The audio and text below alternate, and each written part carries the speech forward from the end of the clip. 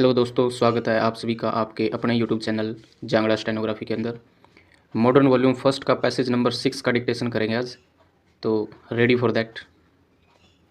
Start. Sir, I beg to move that the bill to provide for the registrations and regulations of clinical establishments in the country and for matters connected therewith or incidental thereto, as passed by Lok Sabha, to be taken into consideration.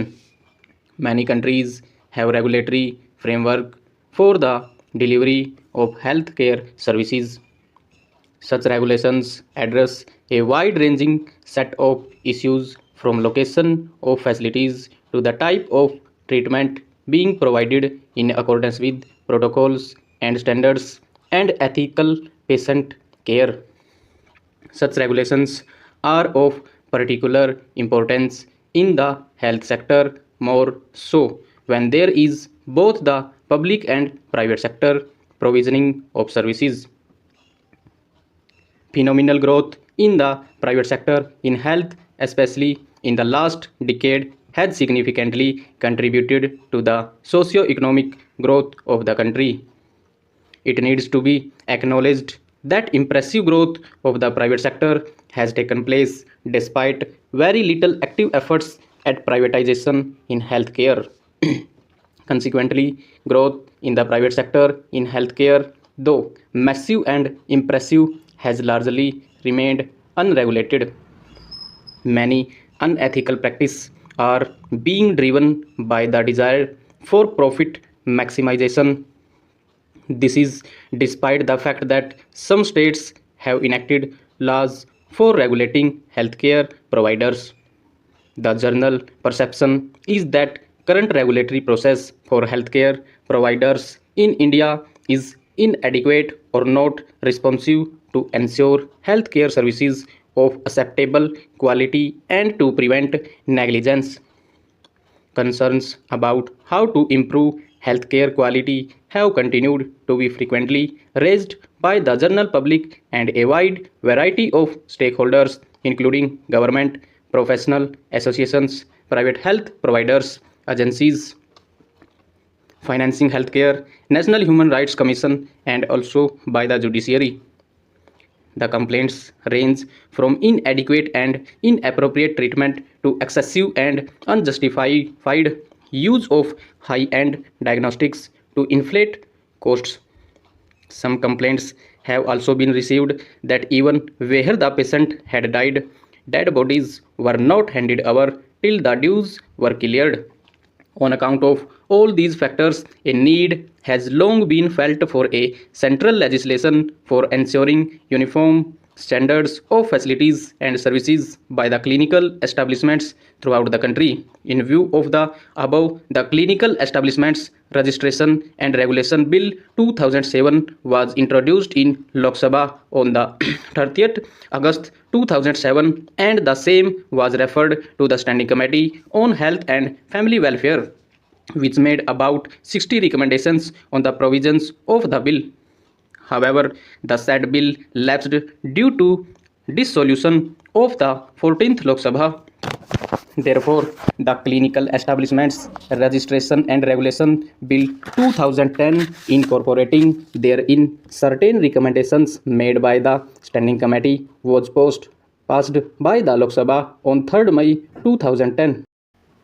Sir, some of the salient features of the bill are that the proposed legislation will apply to all clinical establishments under all recognized systems of medicine, that is, allopathy, Ayush, etc. And the legislation would apply to all clinical establishments, including single doctor establishments with or without beds. Registration of clinical establishments are to be made compulsory, and there would be a multi-member national council for clinical establishments to clarify, determine and develop standards of clinical establishments, and also to compile and publish national register of clinical establishments. Every state would set up a multi-member state council of clinical establishments. The registering authority for clinical establishments would be a multi-member body at district level, and there would be two types of registration, that is provisional registration and permanent registration. Permanent registration would be provided after standards have been notified and different standards for different categories of clinical establishments are prescribed. Appeals against the orders of the registering authority shall lie to the State Council of Clinical Establishments, and the most important thing is that transactions under the proposed law would be transparent and in the public domain. The legislation makes it obligatory for clinical establishments to provide treatment to anyone who is brought in an emergency medical condition. Sir, since health is a state subject, Parliament has no power to make law in the state except under the provisions of Articles 249, 250, and 252 of the Constitution. Under Article 252 of the Constitution, if the legislatures of two or more states pass resolutions in pursuance of Article 252 of the Constitution empowering Parliament to pass the necessary legislation on the subject, a bill may be introduced in Parliament. The legislatures of the states of Arunachal Pradesh, Himachal Pradesh, Mizoram, and Sikkim have passed such resolutions. The bill is intended to give effect to the resolutions passed by the legislatures of the aforesaid states and to make similar provisions in respect of all union territories.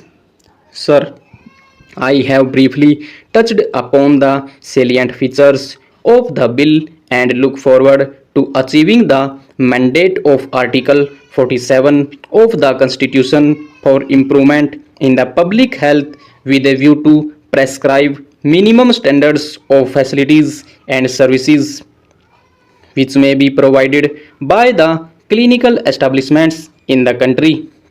I therefore request that the bill as passed by the Lok Sabha may please be taken into consideration. Thank you.